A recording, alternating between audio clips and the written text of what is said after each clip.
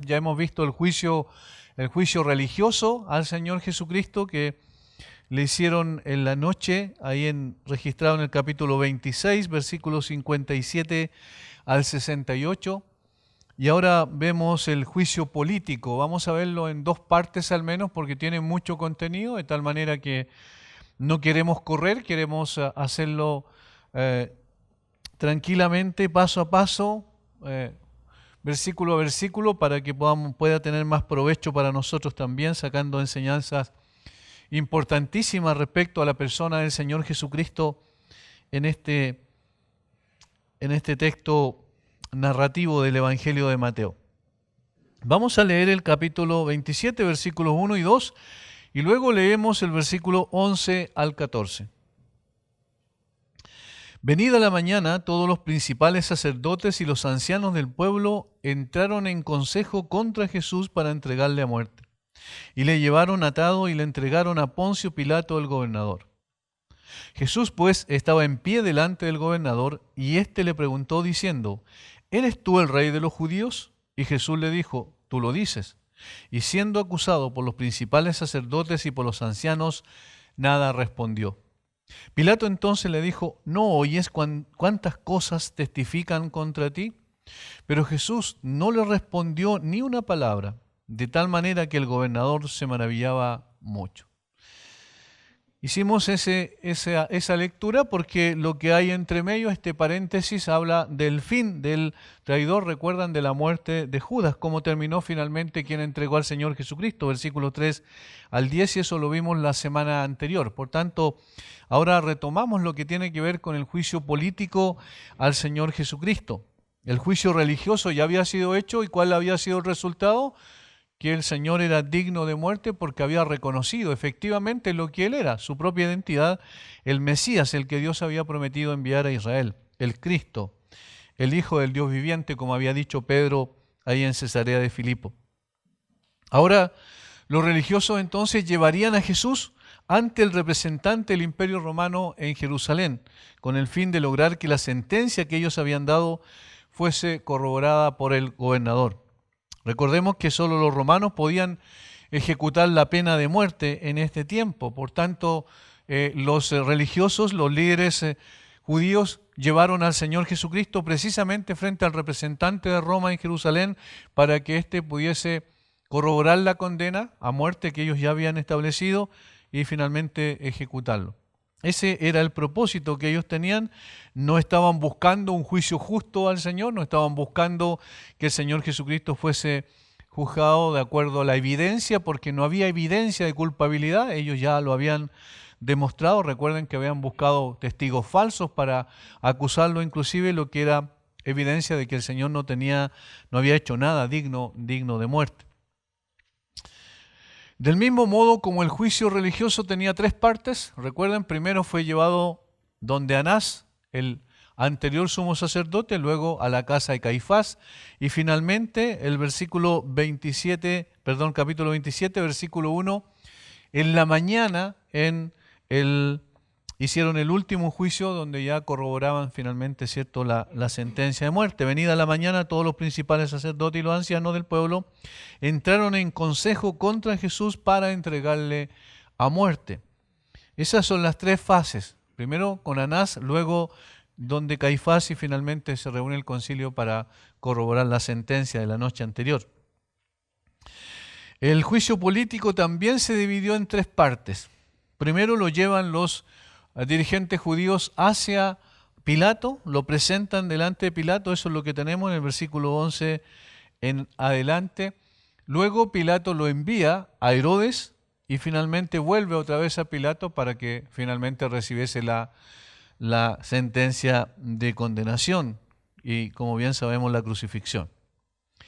A diferencia del juicio religioso, el político por parte de Pilato no fue motivado por envidia, porque el otro fue motivado por envidia, principalmente de parte de los líderes religiosos judíos, sino por conveniencia política. Pilato no puso al Señor en una cruz por un asunto de que él pensara que el Señor Jesucristo merecía morir, sino por una conveniencia política. Se acomodó a las circunstancias. No quería que los judíos lo acusaran frente a Roma y por tanto quería mantener su puesto y por eso finalmente cedió a la presión de los dirigentes judíos para colocar al Señor Jesucristo en una cruz. Del mismo modo también los cargos en uno y otro caso fueron distintos. Y era una cosa lógica, porque desde el punto de vista religioso los cargos eran religiosos. ¿Cuál fue el cargo por el cual lo condenaron al Señor en la noche, esa noche cuando se reunió el concilio? ¿Recuerdan? Blasfemia, porque el Señor había reconocido ser el Cristo, el Hijo de Dios. Entonces, por blasfemia, ¿cierto? Ellos dijeron, él blasfemó, no hay nada más que decir, eso es digno de muerte. Pero cuando lo llevan frente a las autoridades políticas, evidentemente el cargo de blasfemia no tenía ningún peso. Porque ¿qué le importaba a Pilato un asunto religioso de una nación pequeña e insignificante como era Israel, dentro del contexto del Imperio Romano? No había mucha importancia en eso y no iba a juzgar asuntos de religión. Por tanto, el cargo que presentan delante del Señor Jesucristo es un cargo político, particularmente de sedición, de haberse levantado contra el poder del imperio, lo cual era un absurdo total. Y Pilato lo sabía. Más adelante vamos a ver cómo, cuando entremos en materia, nos vamos a dar cuenta que Pilato efectivamente sabía que Jesús era inocente, pero cedió a la presión por una conveniencia política. Para tener un panorama más completo de los acontecimientos, es necesario hacer una armonía de los evangelios, porque no todos cuentan el relato, ¿cierto?, en una forma cronológica. En realidad cada uno cuenta una parte y entonces debemos unir todas las partes como en un rompecabezas para ver cuáles son los acontecimientos y cómo se sucedieron en un cierto orden para ir entendiendo mejor. En los versículos 1 y 2 de Mateo se relata la breve reunión del concilio Sanedrín, donde acordaron la acusación que iban a hacer contra él ante las autoridades romanas para refrendar lo que ya habían determinado, que era entregarle a muerte. Le llevan atado ante el gobernador Poncio Pilato y luego del paréntesis sobre el fin de Judas, Mateo retoma con Jesús ya en el pretorio, es decir, la residencia del gobernador, en el versículo 11. Sin embargo, Juan nos da más antecedentes de lo que ocurrió al ser conducido ante Pilato. Juan informa que llevaron a Jesús de casa de Caifás al pretorio. Era de mañana y ellos no entraron en el pretorio para no contaminarse y así poder comer la Pascua. Eso está en Juan capítulo 18, versículo 28. Yo quiero que ustedes pongan ahí el dedo en su Biblia, en esa página donde está el capítulo 18, porque vamos a estar constantemente yendo allí, porque Juan relata, digamos, el vacío que no aparece en Mateo en relación a la sucesión de acontecimientos que ocurrió con Jesús esa mañana. Capítulo 18, versículo 28. Llevaron a Jesús de casa de Caifás al pretorio, era de mañana, y ellos no entraron en el pretorio para no contaminarse y así poder comer la Pascua. Una evidencia más de la hipocresía de estos hombres. Estaban dispuestos a condenar al Señor Jesucristo sin evidencia, sin embargo, ellos eran escrupulosos en cuanto al cumplimiento de su religión. No entraron para no contaminarse, ritualmente se refiere, porque al entrar a la casa de un gentil, ellos estaban contaminándose. Y por eso se quedaron afuera y entregaron a Jesús simplemente para que pudiese juzgarlo el gobernador. Eso es evidencia más de lo que el mismo Señor había acusado a los dirigentes judíos, recuerdan especialmente a los fariseos y escribas, de ser hipócritas, de por un lado ser muy escrupuloso en el cumplimiento de un sistema religioso externo y por otro lado pasar de largo cosas importantísimas como era la equidad y la justicia en el caso del juicio al Señor Jesucristo. Entonces Pilato pregunta cuál era la causa de la acusación por la cual llevaban a Jesús ante él. Versículo 29 de Juan. Entonces salió Pilato a ellos y les dijo: ¿qué acusación traéis contra este hombre? Esa misma pregunta llevaba implícito algo que era evidente. ¿De qué podían acusar a Jesús? Es decir, el mismo Pilato estaba a través de esa pregunta diciendo, bueno, yo necesito que me presenten la evidencia y la razón por la cual traen a este hombre frente a mí para juzgarlo. ¿Cuál es la razón? Respondieron y le dijeron, si este no fuera malhechor, no te lo habríamos entregado. En una forma sarcástica respondieron a Pilato como diciendo, bueno, si ya te lo traemos aquí es porque es en realidad un malhechor. No obstante, en ese momento no aparece cuál fue la acusación específica por la cual lo habían llevado. Ellos no tenían otra intención que no fuera que Jesús fuese juzgado y condenado, pero no juzgado, ¿cierto?, con equidad, sino simplemente condenado por los romanos. Deseaban que Pilato lo condenara a muerte. Pilato sabía que la razón era puramente un asunto religioso de los judíos. Por lo tanto, les exhorta a que ellos mismos lo juzguen. Versículo 31. Entonces les dijo Pilato, tomadle vosotros y juzgadle según vuestra ley. Y los judíos le dijeron, a nosotros no nos está permitido dar muerte a nadie. Miren cómo ellos mismos se casan con su misma respuesta. El Pilato se dio cuenta que no era por un asunto político que lo traían, que no era una cosa importante para el imperio la razón de la acusación, sino que era un asunto de tipo religioso. Y ellos le dijeron, bueno, es que nosotros no podemos dar muerte a nadie. En otras palabras, estaban diciendo, nosotros queremos que tú lo condenes a muerte. Eso es lo que había simplemente en sus corazones. Juan añade una nota editorial interesante, muy importante en relación al plan redentor, para que se cumpliese la palabra que Jesús había dicho, dando a entender de qué muerte iba a morir. Jesús había anticipado por lo menos 4 veces en Mateo que él tenía que ser entregado a las autoridades judías y tenía que morir, ¿cómo? Crucificado. Y obviamente los judíos no podían crucificarlo, no era el sistema de castigo, de condena a muerte que ellos tenían, sino era un sistema propio de los romanos. Y por eso Juan añade esa nota editorial diciendo, para que se cumpliese la palabra que Jesús había dicho, dando a entender de qué muerte iba a morir. Es decir, el Señor había anticipado que tenía que morir precisamente en una cruz, y solamente los romanos podían hacer eso. Allí es donde, después de esto, de este relato de Juan, debemos recurrir a Lucas para saber cuál es la acusación en sí. Lucas 23:2. Lucas 23:2. Dejen su dedo ahí en lo de Juan, porque vamos a volver posteriormente a este texto. Lucas 23:2. Y comenzaron a acusarle diciendo, aquí está la acusación, a este hemos hallado que pervierte a la nación y que prohíbe dar tributo a César, diciendo que él mismo es el Cristo, un rey. Fíjense que la acusación es triple. La primera parte de la acusación es que el Señor Jesucristo era un insurgente, uno que se levantaba contra la autoridad. Hemos hallado a este que pervierte a la nación, un revolucionario, en el fondo eso le estaban diciendo. ¿Por qué? Porque era una acusación política, porque querían que lo juzgara el Imperio Romano como un peligro para ellos. Y por eso levantan esta acusación absurda que no tenía ningún sentido, ningún antecedente, porque el Señor Jesucristo nunca fue un revolucionario, sino una persona que era conocida como alguien tranquilo. Todo lo contrario a lo que ellos lo acusaban. La segunda parte de la acusación, y que prohíbe dar tributo a César, cuando el mismo Señor Jesucristo le había dicho, dad al César lo que es del César y a Dios lo que es de Dios.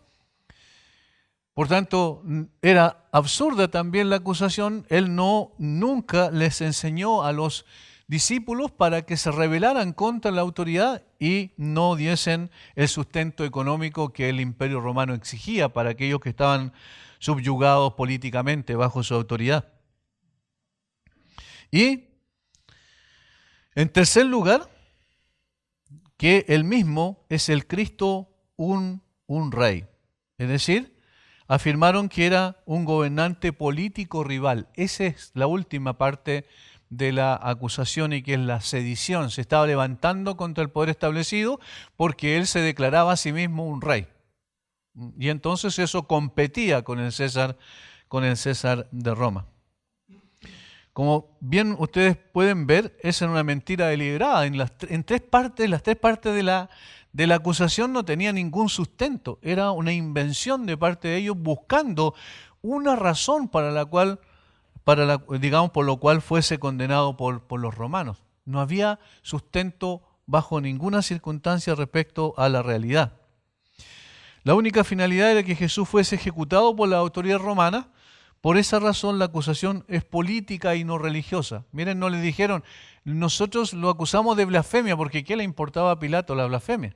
Sino que le dijeron, él se levanta, es un revolucionario, es uno que impide dar tributo, colocando en cuestionamiento el sistema de financiamiento del imperio, y además se considera a sí mismo un rey, y en consecuencia compite con el único rey que hay, que es César. Ahora había mucha hipocresía en eso también. ¿Por qué? Porque a ellos no les importaban los romanos. No eran amantes precisamente de los romanos. De tal manera que la acusación no tenía ningún asidero.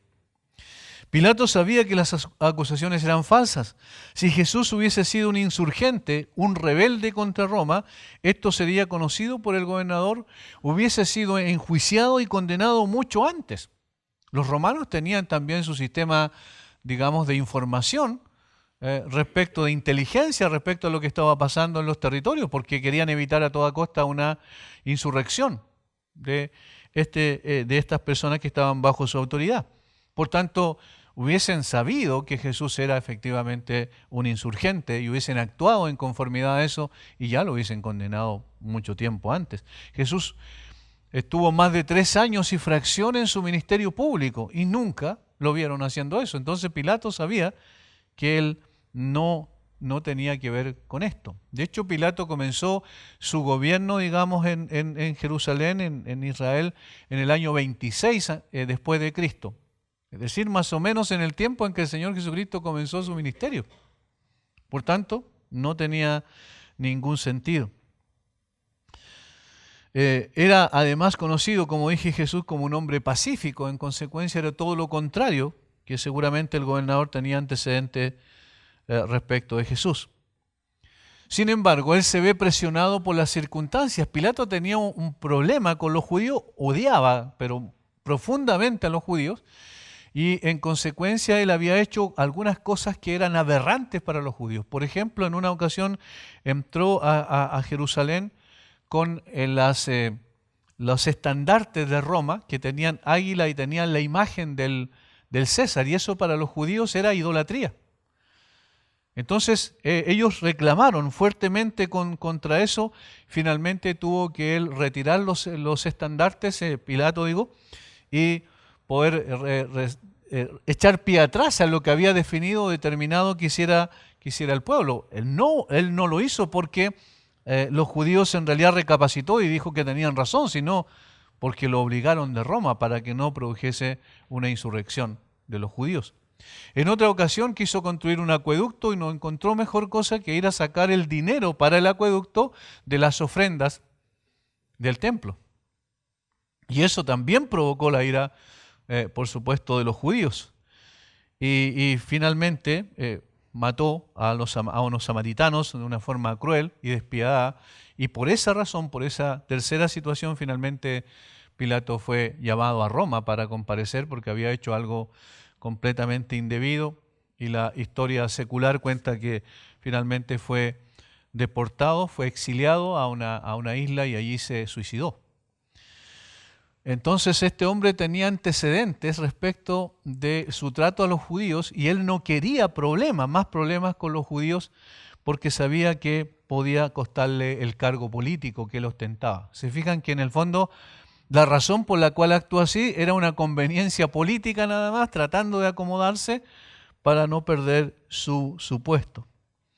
Y entonces él le pregunta sobre la acusación de sedición. La primera pregunta que hizo Pilato a Jesús la registra Juan. Otra vez volvemos entonces a Juan capítulo 18, versículos 33 y allí hasta el 36 leemos, porque va paso a paso mostrando una conversación privada. Esta fue una conversación privada que Jesús tuvo, o Pilato tuvo con Jesús. Es una interrogación de parte del gobernador. Fíjense, entonces Pilato volvió a entrar en el pretorio y llamó a Jesús y le dijo: ¿eres tú el rey de los judíos? Esa es la pregunta específica. ¿Eres tú el rey de los judíos? ¿Cuál era una de las acusaciones? Que se decía que era el Cristo, considerándose a sí mismo un rey. Entonces le pregunta: ¿eres tú el rey de los judíos? Fue en ese contexto que Mateo registra una de las respuestas de Jesús: tú lo dices. Ahí está en el versículo 11 de Mateo 27, se fijan en ese momento. ¿Eres tú el rey de los judíos? Y Jesús le responde: tú lo dices. Y esto nos lleva al primer punto que yo quiero destacar aquí en este relato que estamos haciendo, sincronizando cada uno de los evangelios. El rey del universo, Jesucristo, juzgado por un miserable gobernador romano, porque eso fue lo que pasó.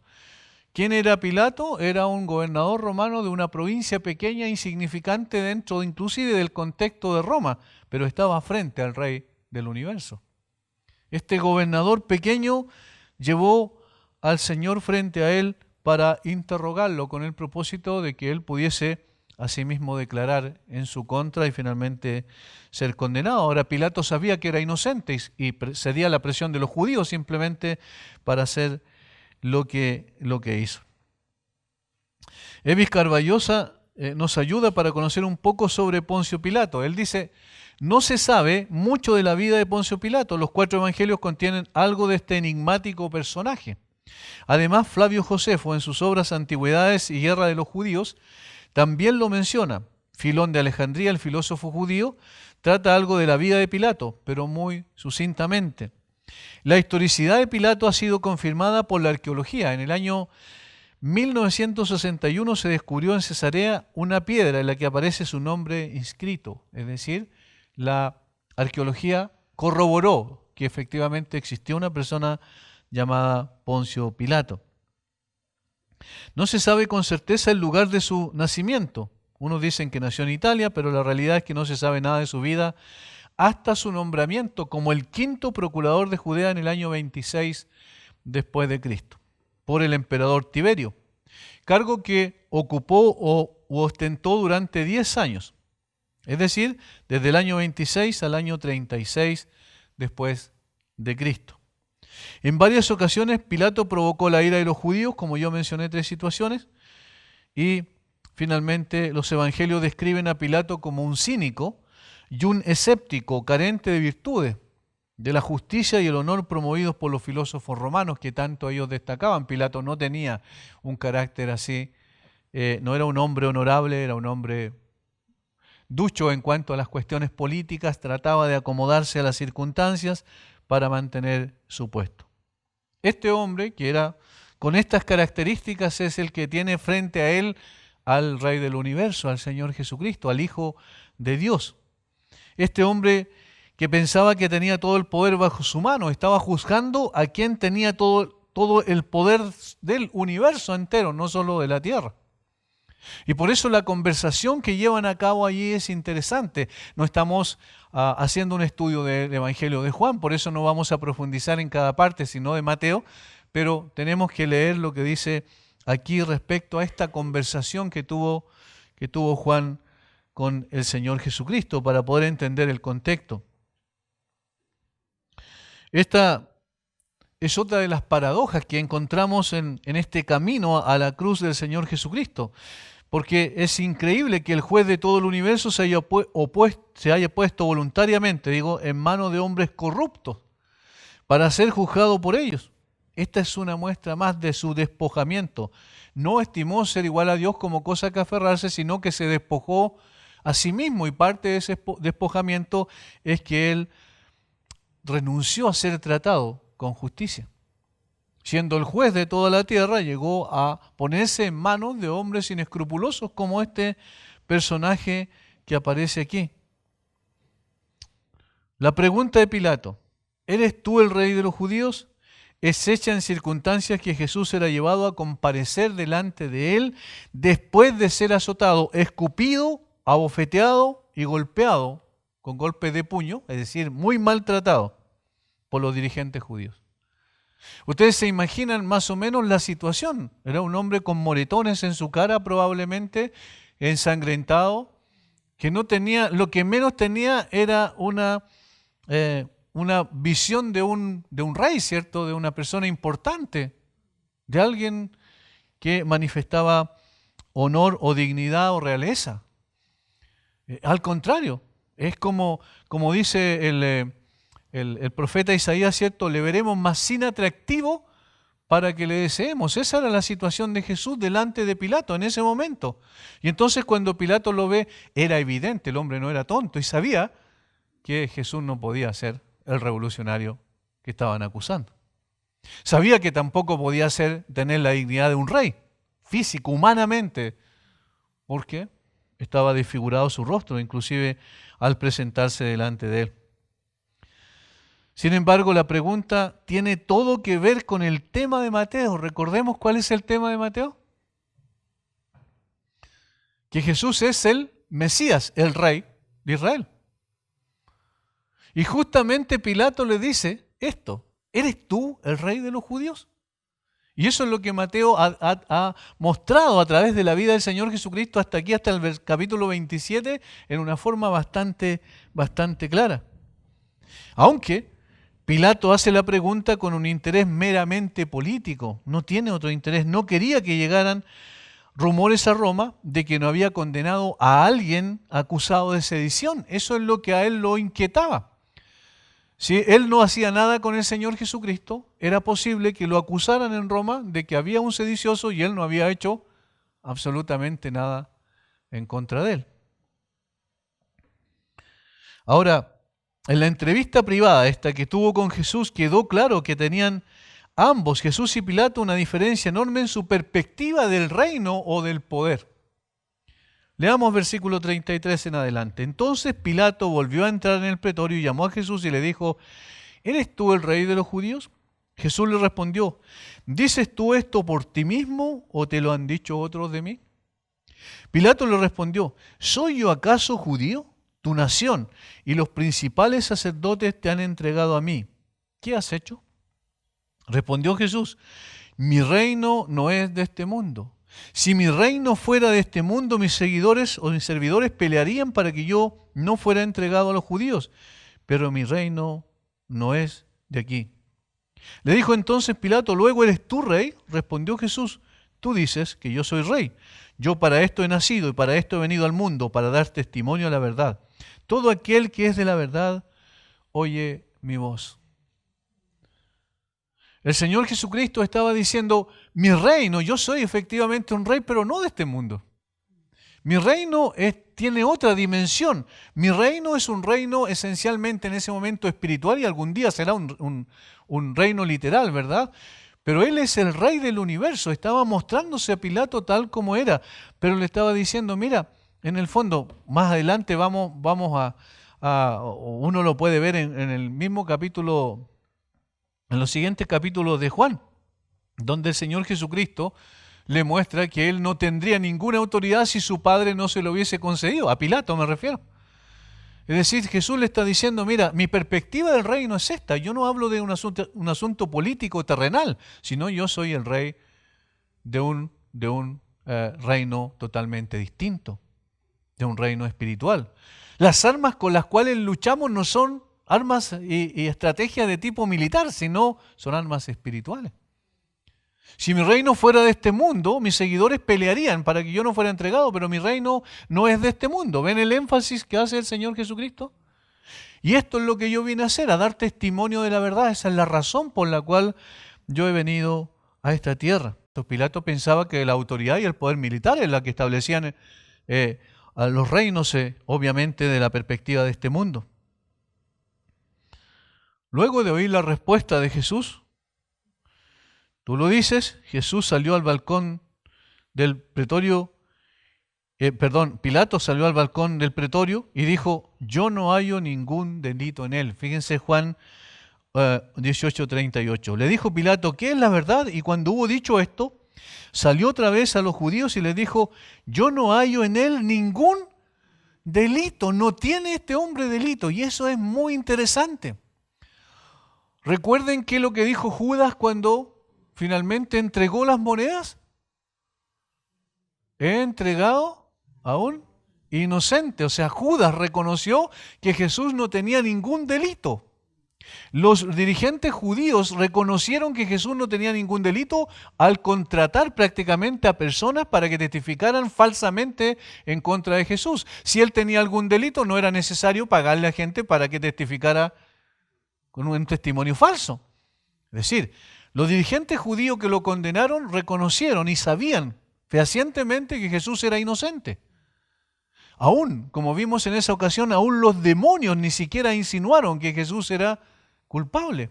Tenían la posibilidad de hacerlo allí, en ese momento, cuando era juzgado Jesús.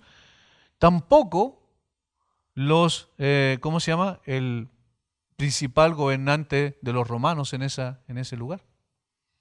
Esta frase, yo no hallo en él ningún delito, es una frase que absuelve absolutamente al Señor Jesucristo. Es decir, Pilato estaba absolutamente seguro que Jesús no era culpable. Y la pregunta que siempre nos hacemos, ¿y por qué siguió adelante entonces? Siguió adelante simplemente por la presión de los judíos.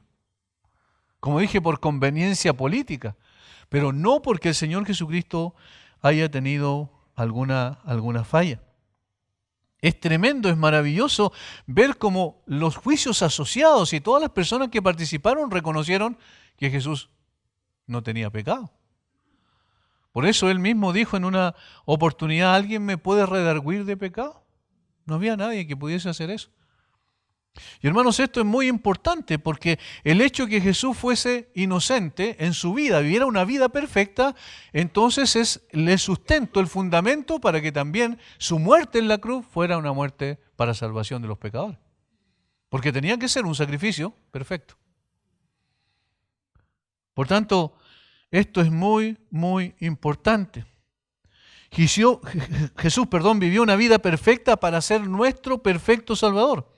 Esto era necesario porque debía ser el hombre perfecto que representa al hombre delante de Dios, con el fin de morir en el lugar de los pecadores y pagar el precio que la culpa exigía por los pecados de todos nosotros. La paga del pecado es muerte, por eso Él murió.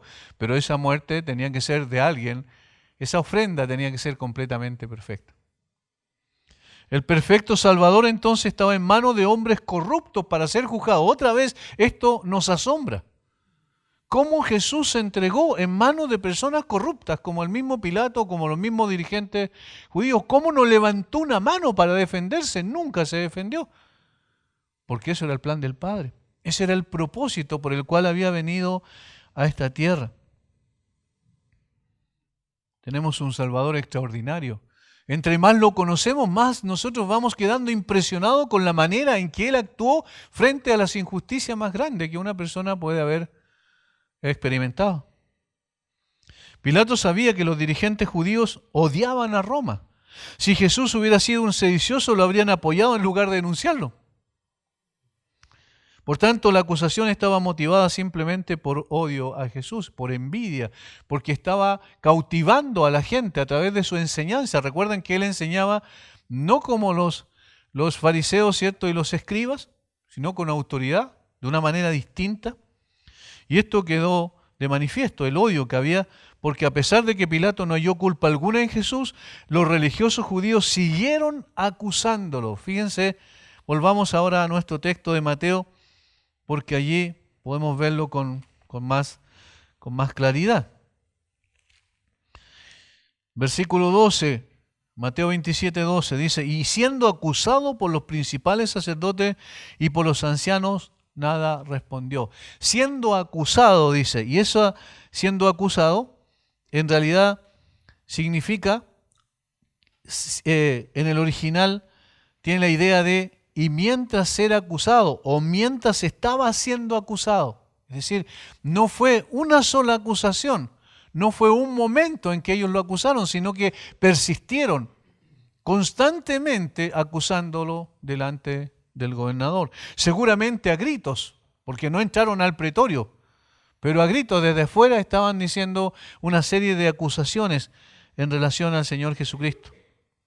El verbo acusar aparece 23 veces en el Nuevo Testamento. En los evangelios sinópticos se usa siempre con relación a las acusaciones hechas contra Jesús. Esto habla de persistencia en la acusación. Lucas informa que ellos porfiaban diciendo: alborota al pueblo, enseñando por toda Judea, comenzando desde Galilea hasta aquí. Lucas 23:5. Eso es lo que Lucas nos ayuda en cuanto a qué tipo de acusaciones se estaban haciendo contra él.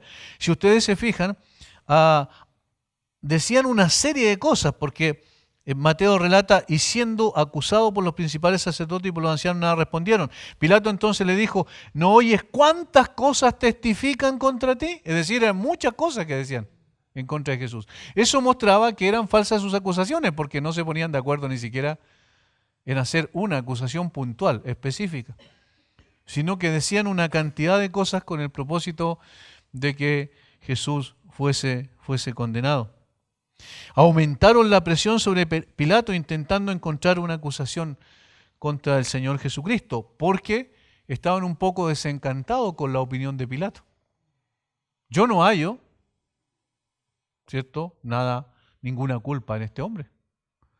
¿Por qué lo traen entonces? ¿Por qué lo acusan? Pilato no tenía ninguna intención de poner al Señor Jesucristo en la cruz, porque sabía que no era culpable en absoluto. Y aunque era un hombre inescrupuloso, no estaba dispuesto a condenar a un inocente, así como así.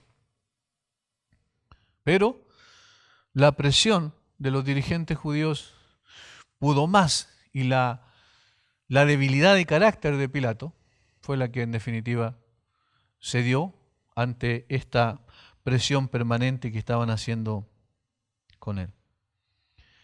Y aquí tenemos la segunda parte, que tiene que ver con la forma en que actuó el Señor Jesucristo. Segundo, el Rey del universo guardando silencio ante las acusaciones de sus criaturas. Fíjense, versículo 12, y siendo acusado por los principales sacerdotes y por los ancianos, nada respondió. Pilato entonces le dijo: ¿no oyes cuántas cosas testifican contra ti? Pero Jesús no le respondió ni una palabra. De tal manera que el gobernador se maravillaba mucho. No le respondió ni una sola palabra. Ante las persistentes acusaciones, Jesús respondió con un categórico silencio, ni siquiera una palabra. Ahora, ¿notan una cosa interesante? Cuando Pilato le hizo pregunta y lo interrogó en forma privada, Jesús habló con Pilato. Pilato era un gentil. Conversó con él, le dio respuestas, le dijo quién era, le habló sobre el reino, le mostró lo que significaba para él el poder y el reino, que eran distintos al concepto que tenía Pilato. Le dijo la razón por la cual había venido, a dar testimonio de la verdad.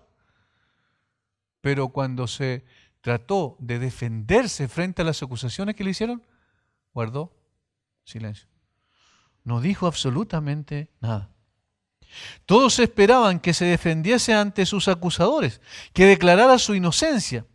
Sin embargo, no respondió nada, guardó un silencio total, completo. La calma que Jesús manifestaba era impactante para todos aquellos que allí estaban, especialmente para el gobernador Poncio Pilato, porque Jesús no era el primer reo que lo ponen delante de él para juzgarlo. Seguramente habían pasado muchas personas a las cuales él tuvo que juzgar. Y todos, con toda certeza, se defendieron.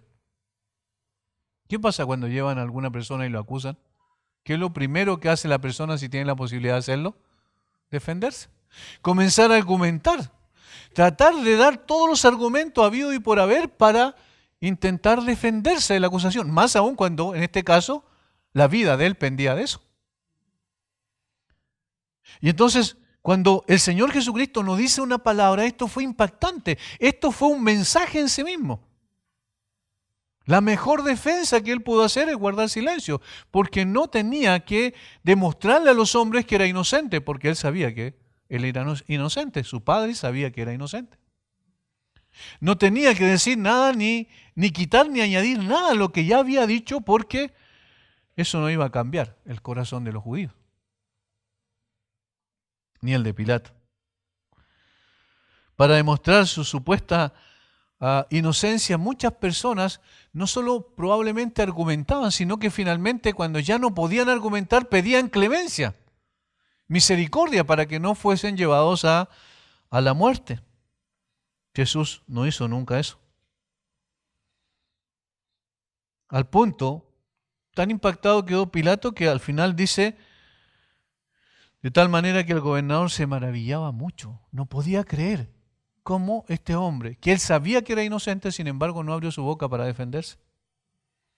Eso era evidente que las acusaciones eran motivadas por pura envidia de parte de los dirigentes judíos.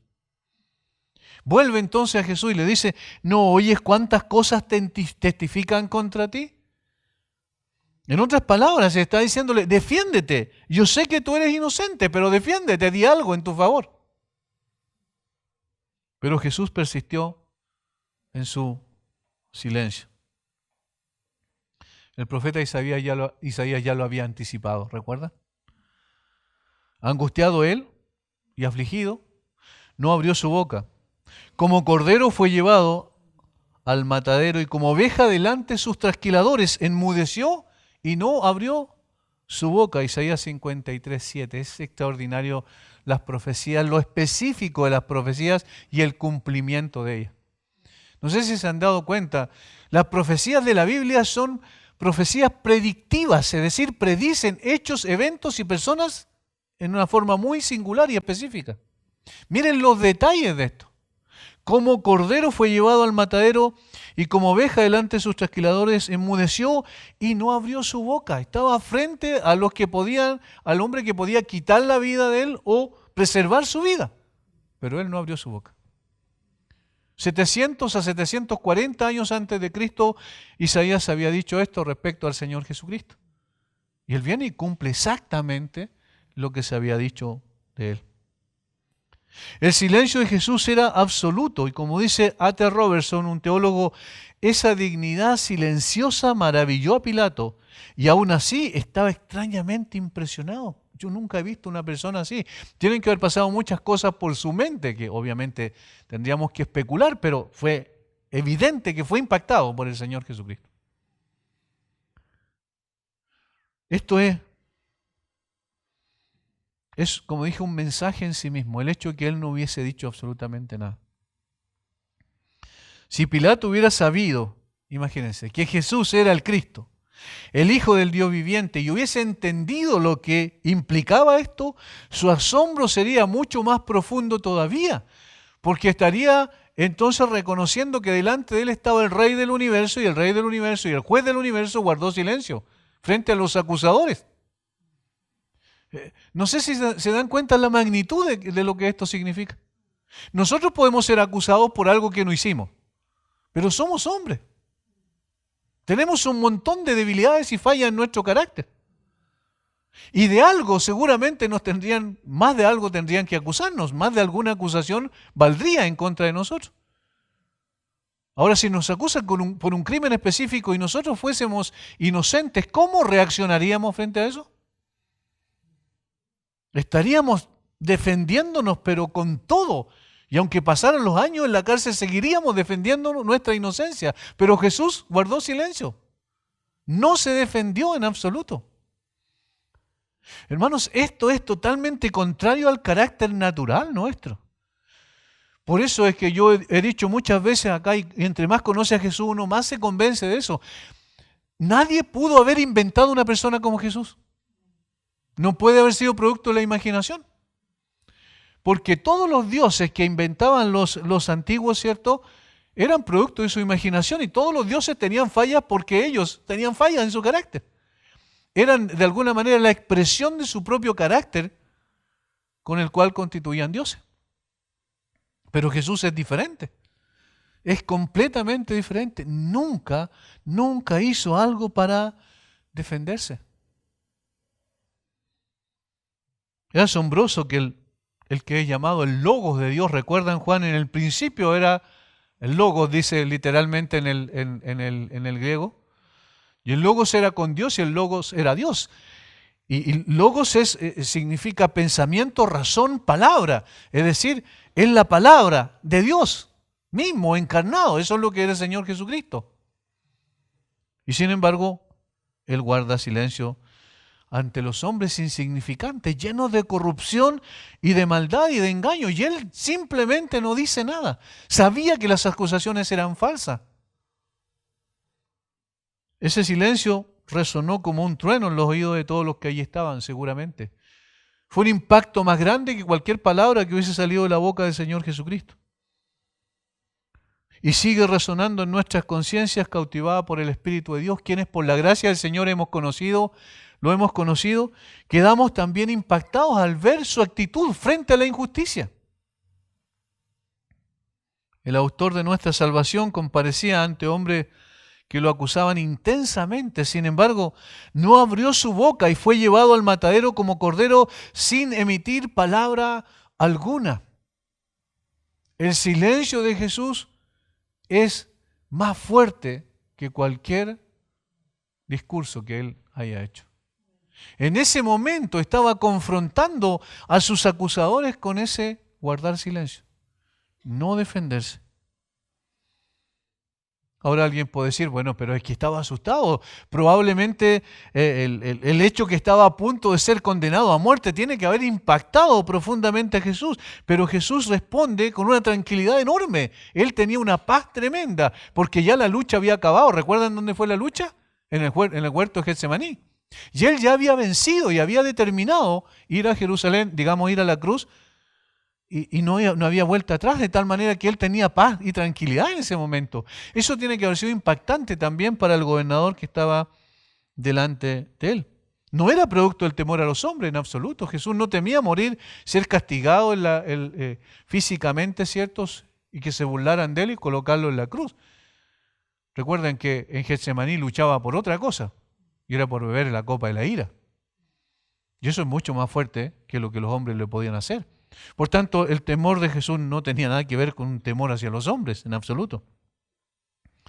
¿De dónde procedía su silencio? Su silencio era producto de su sometimiento voluntario a la voluntad del Padre.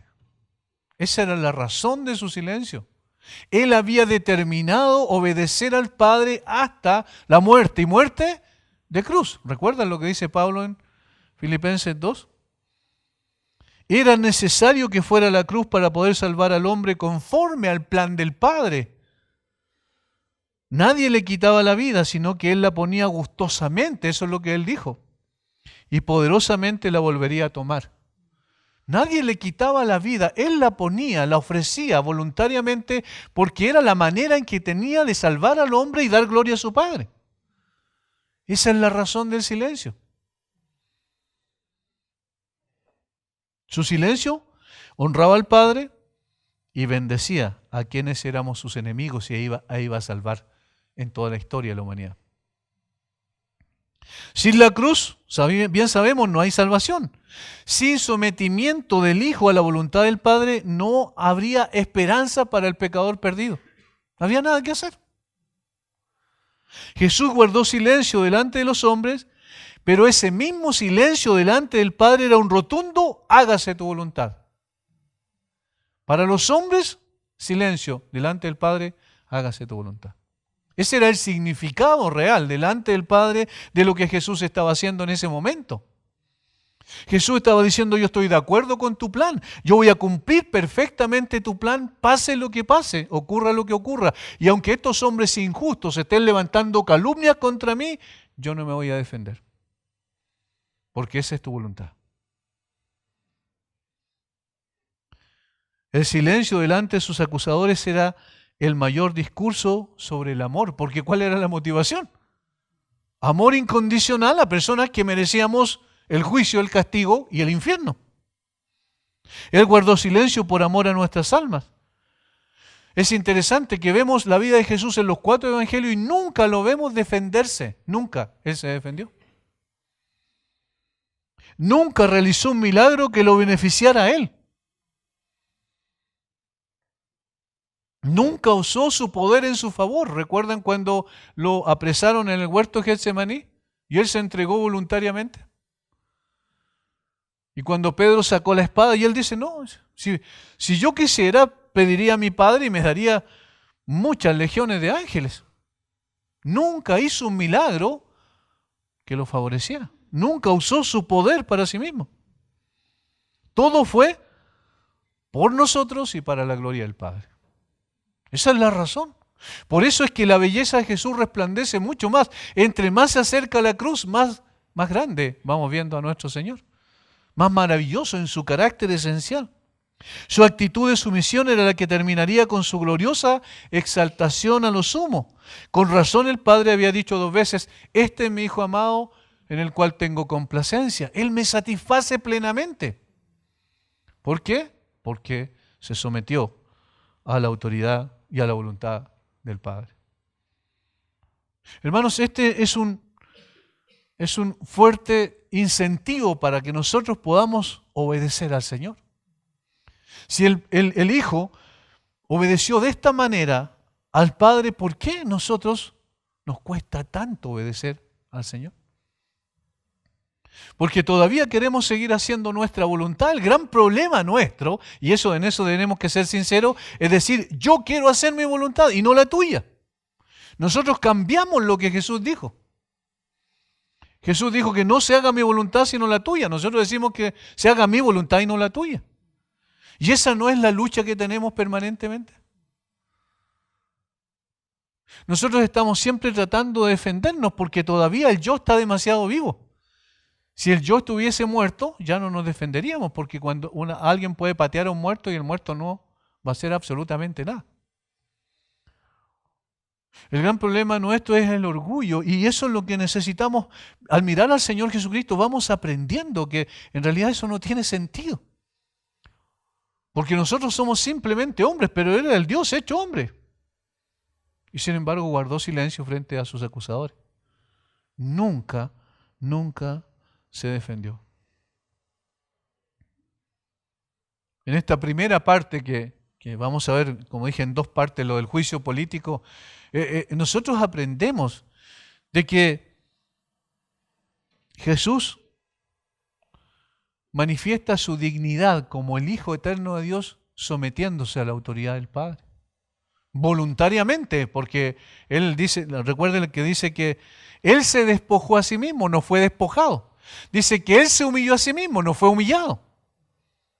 Voluntariamente lo hizo, para que al someterse al Padre nosotros pudiésemos tener esperanza. Y eso es lo que a uno le golpea fuertemente la conciencia, porque dice uno, ¿cómo puede ser que Jesús haya hecho eso por mí? Y muchas veces yo no estoy dispuesto a hacer el más mínimo sacrificio por Jesús. ¿No es verdad? Muchas veces nosotros ni siquiera estamos dispuestos a pagar un pequeño costo para honrar a este Señor tan grande. Y Jesús estuvo dispuesto absolutamente a todo. ¿Cuán humillante tiene que haber sido para el Dios hecho hombre someterse a la autoridad y al juicio de estos hombres? Como el mismo Pilato, los dirigentes judíos. Podemos ver un poquito más algo de su noble y glorioso carácter, de su dignidad. Nosotros, a diferencia de Pilato, le conocemos por su gracia y entonces debemos ser mucho más impactados de lo que Pilato fue. Si Pilato quedó temblando o de alguna manera se asombró frente al carácter de Jesús, ¿cuánto más nosotros?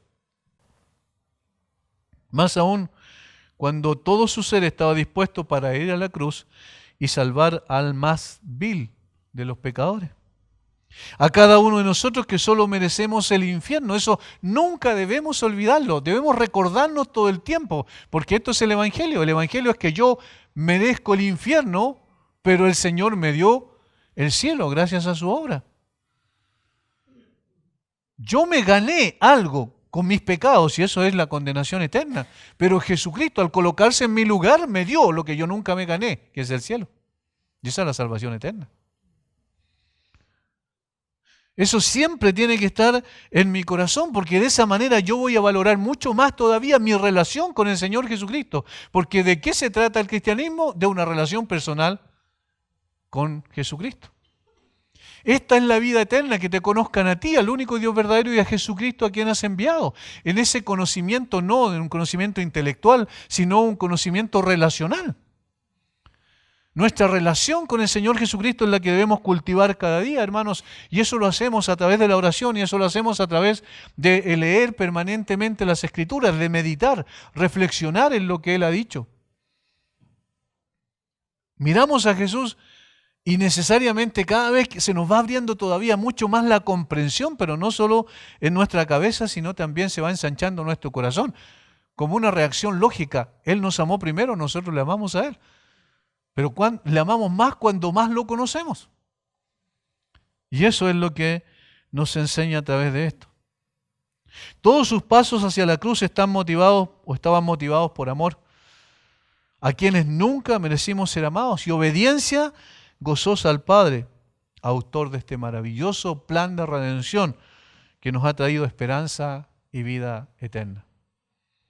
Jesucristo, el Dios hecho hombre, juzgado por los hombres, condenado por los hombres, y sin embargo vindicado por Dios el Padre, al exaltarlo hasta lo sumo y darle un nombre que es sobre todo nombre. Ese es el Señor nuestro, ese es nuestro Salvador. Por eso queremos que toda persona o que muchas personas puedan conocer a este Salvador, puedan tener una relación con Él. Hay como consecuencia una paz grande. Recuerden, justificados pues por la fe tenemos paz para con Dios, pero también hay una paz más intensa que es la paz de Dios, que sobrepasa todo entendimiento y guarda nuestros corazones y nuestros pensamientos en Cristo Jesús. El Señor Jesucristo, en la esencia de nuestra vida, es la razón de ser de la iglesia, es el centro de la iglesia, y al conocerlo más a Él, vamos viendo también cuán grande es su amor y cuán extraordinario es su carácter. Pilato finalmente, Mateo dice que el gobernador se maravillaba mucho. ¿Cuánto más debemos maravillarnos nosotros frente a este carácter precioso de nuestro Señor Jesucristo? Padre, gracias por tu extraordinario amor, Señor. Nosotros siempre nos quedamos cortos, nuestros labios son torpes para tratar de describir un amor que es imposible de sondear. Gracias por tu precioso Hijo. Gracias por nuestro bendito Señor Jesucristo. Señor, miramos sus formas de actuar frente a la injusticia más grande y vemos a un Señor que está dispuesto a seguir caminando a la cruz para entregar su vida definitivamente por quienes nunca merecimos nada bueno.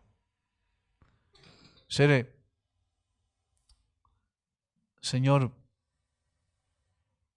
molido por nuestros pecados,